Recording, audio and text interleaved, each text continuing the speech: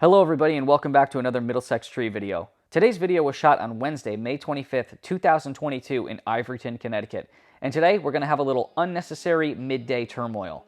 Stay tuned to see what happens. This morning's mission is to remove this very dead beech tree above this pachysandra bed at this beautiful historic home.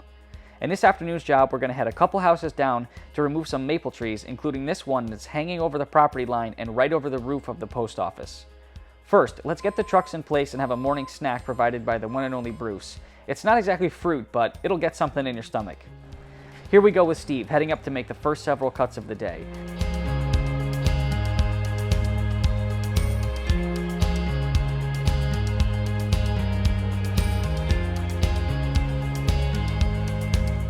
You can see here just how brittle this tree is. This is a small example, but you can see this branch just crumble when it hits the ground. It will be an eyes to the sky kind of day. A tree like this, being as dead as it is, going through the chipper is going to result in a lot of dust. Enough for Willie to come up with a makeshift breathing face mask protection. Because this tree is so brittle, we're going to keep up with the cleanup today. You don't want to get behind on a tree like this, or at the end of the day, you will have lots of little sticks to pick up. Willie is always good at coming up with creative ideas for a faster cleanup. About an hour and a half into the day, we've got the upper left half of this tree gone, and we're moving right along.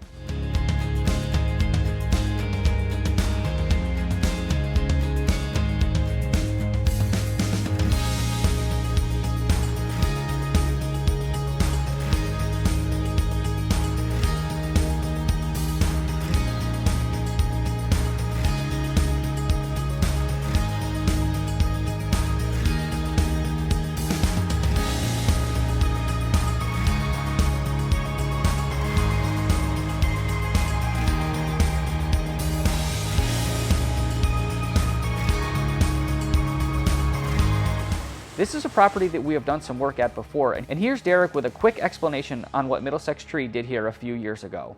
So a few years ago we were here on this property and pruned and cabled these old maples, nice old sugar maple right here and a silver maple back there, and we pruned everything actually on the property. Yes, at Middlesex Tree we do cable trees. As we get closer to the tall trunk of this dead beech tree, Bruce has a few words of wisdom for Steve on how we are going to approach the task. Come lunchtime today, it was desserts. Amanda picked us up this lunch from Savor Bakery just down the street, and these pastries were to die for. But after this delicious treat, we ran into a bump in the road.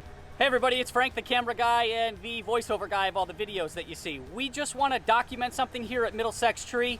The person where we have our trucks parked on her property just got home, and she was irate with us saying that we're making a mess on her property and she's afraid that we're not going to clean it up. So we are in the process of cleaning up everything, moving our trucks out of here and making her happy. We don't want to piss anybody off. We're going to do what she asked us to do.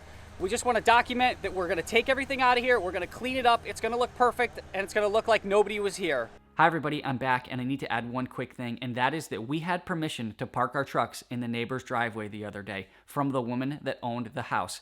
This was a neighbors helping neighbors type job. When Derek went and checked it out, he had said it would work best if we could cut down that beech tree, swing it over the fence, and dispose of it in the other person's driveway. So the woman had talked to her, said what Derek had recommended, and she had said, yes, no problem, you can park over here.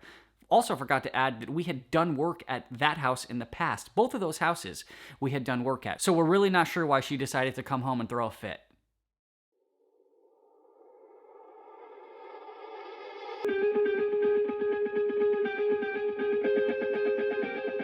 We're about 45 minutes after our initial issue. As you can see, we've got everything cleaned up as much as we can. We've got the big logs off the ground. We raked up as much sticks as we can. There is still a truck in the driveway right here.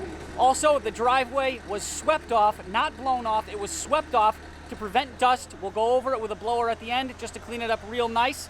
But we want to make sure we don't have any issues with the customer here. We want to make sure everything is clean. Meanwhile, while that totally unnecessary fiasco was happening, Steve was up in the beech tree, starting to remove the upper stump.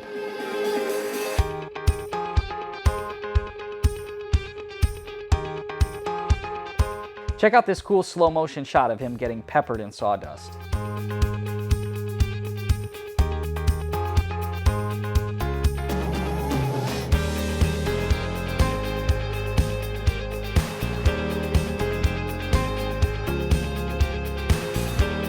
Around 1 o'clock we got to the base of this tree. Derek was putting a notch in it while Willie had the dingo ready to give it a pull with one of our super strong arborist ropes.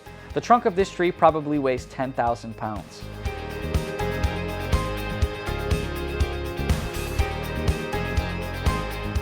Willie is going to get this monster cut up and ready to swing over the fence to the mason dump to get taken away. Also, we were putting the finishing touches on the cleanup of the driveway, and you can see here that we had these heavy-duty black mats down for protection of the grass in case anything happened in this area. Even Bruce was getting involved in the cleanup.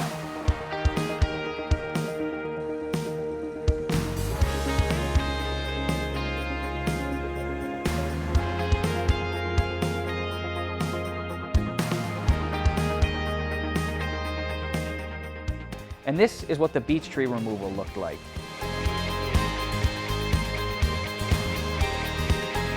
Now let's head to our next job just a couple houses down, and as the crow flies, maybe a couple hundred yards away. Here we're going to be cleaning up a cluster of maple trees on the edge of this property, and like I said earlier, one that's hanging over the fence and hanging over the roof of the post office. Everybody was pretty fired up on this job, and we made quick work of these medium-sized maple trees. Steve was in the bucket truck, Bruce was on the crane, Willie was running the dingo, and Derek and Eric were floating around doing whatever was necessary.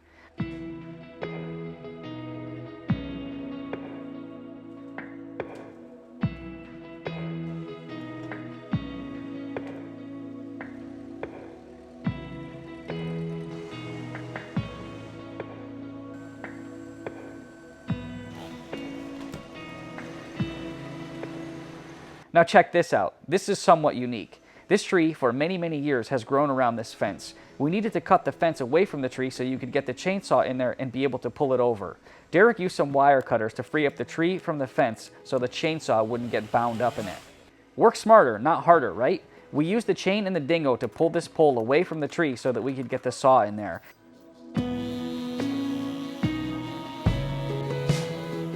And then a simple pull on the stump from the dingo, and it was on the ground. We really enjoy making these videos, and we hope you enjoy watching them. If you would you please subscribe to us on our YouTube channel? And if you could please follow and like us on Facebook, Instagram, and TikTok, we would really appreciate it. Thank you.